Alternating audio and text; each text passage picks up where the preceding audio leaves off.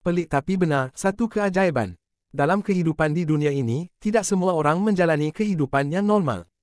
Di mana terdapat sesuatu perkara aneh atau pelik daripada kebiasaan yang dilakukan oleh manusia atau binatang. Tidak kira sesuatu yang pelik itu berkaitan dengan apa yang dilakukan sehari-hari atau sebagai hobi. Namun, kita yang mendengarnya akan merasakan perkara-perkara pelik ini satu penipuan dan agak sukar bagi kita untuk mempercayainya. Dalam ruangan ini, penulis mengongsikan beberapa peristiwa pelik tapi benar. 1. Ular sebagai teman. Setakat ini apakah binatang peliharaan para pembaca? Ikan, kucing. Bagi penulis, binatang yang pernah dijadikan peliharaan, kucing, ikan dan monyet. Namun berbeza pula dengan seorang remaja yang berasal dari Indonesia yang mempunyai hobi yang pelik menjadikan ular sawa sebagai binatang peliharaannya sejak berusia 4 tahun. Apa yang mengejutkan lagi, beliau seorang wanita yang biasa kita dengar kaum yang geli dan takut kepada ular.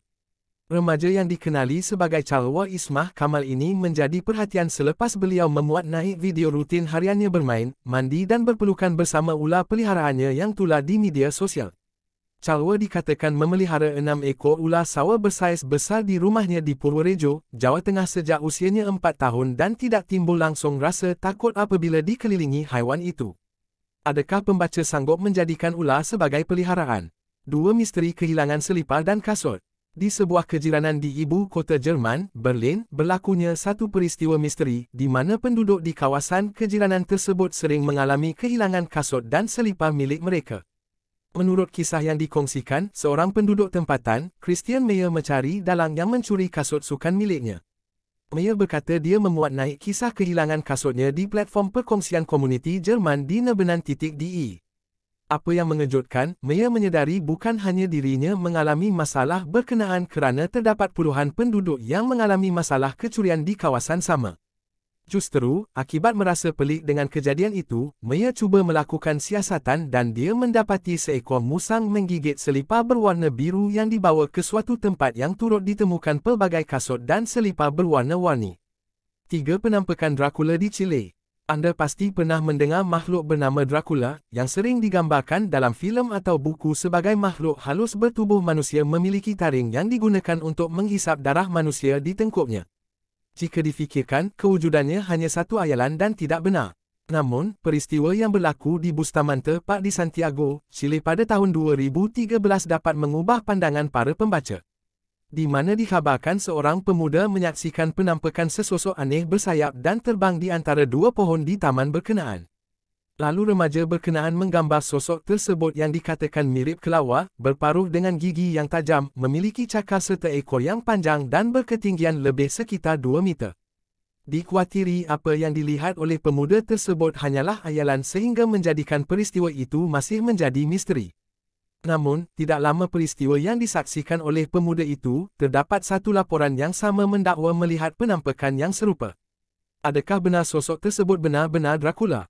4 pisang berbuah 2 kali. Pernahkah para pembaca mengalami kejadian yang berlaku berulang kali? Mungkin sesetengah orang pernah mengalami kejadian berulang dan ada yang merasakan ia hanya sebagai satu déjà vu, iaitu perasaan seseorang yang pernah mengalami sesuatu. Namun, kejadian yang berlaku tidak semestinya membawa kepada konotasi positif kerana terdapat kejadian buruk yang sesiapa sahaja pasti mengelaknya dari terjadi berulang kali. Seperti mana satu peristiwa buruk yang dialami oleh dua beradik. Peristiwa ini dikatakan kedua-dua beradik mengalami kemalangan yang membawa maut dalam keadaan, sebab dan umur yang sama pada dua waktu yang berbeza. Peristiwa pertama berlaku pada bulan Julai 1975, Erskine Lawrence Ebin, seorang penduduk di Kepulauan Bermuda yang meninggal dunia akibat terlibat dalam kemalangan ketika berusia 17 tahun. Erskine yang ketika itu menunggang motosikal telah dilanggar oleh sebuah teksi. Apa yang pelik di sini adalah hampir setahun sebelum itu, pada bulan yang sama, abang kepada Erskine yang ketika itu juga berusia 17 tahun juga terbunuh dalam satu kemalangan. Beliau ketika itu menunggang motosikal yang sama dan beliau juga dilanggar oleh sebuah teksi. Sesuatu yang mengejutkan, pemandu teksi yang melanggar itu adalah individu yang sama dan membawa penumpang yang sama.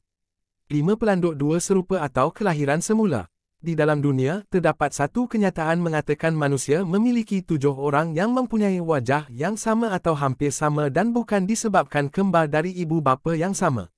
Namun, kenyataan ini belum dapat dikatakan benar kerana berkemungkinan hanya secara tidak sengaja. Namun, peristiwa ini terjadi dan agak pelik sedikit, di mana pengasas kereta Ferrari, Enzo Ferrari memiliki wajah yang serupa dengan pemain bola sepak dari Jerman iaitu Mesut Ozil.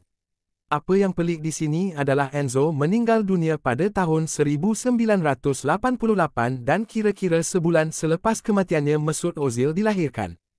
Seperti satu kejadian kelahiran semula, namun itu hanya satu andaian, kita sebagai orang Islam tidak patut mempercayai perkara-perkara begini kerana setiap umat manusia pasti akan menghadapi kematian dan akan dibangkitkan semula di akhirat selepas berlakunya kiamat dan berkemungkinan berlaku secara kebetulan sahaja.